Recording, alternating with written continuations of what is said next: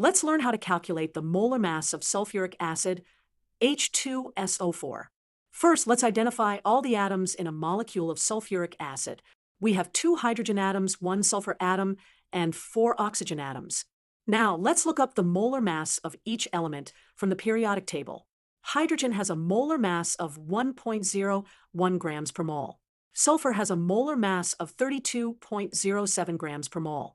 And oxygen has a molar mass of 16.00 grams per mole.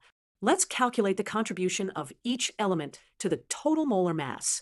For hydrogen, we multiply 1.01 by 2, since we have 2 hydrogen atoms. That gives us 2.02 grams per mole. For sulfur, we just take 32.07, as is, since we only have 1 sulfur atom. For oxygen, we multiply 16.00 by 4, since we have 4 oxygen atoms, giving us 64.00 grams per mole. Now, let's add all these values together. 2.02 plus 32.07 plus 64.00 equals 98.09 grams per mole. Therefore, the molar mass of sulfuric acid, H2SO4, is 98.09 grams per mole.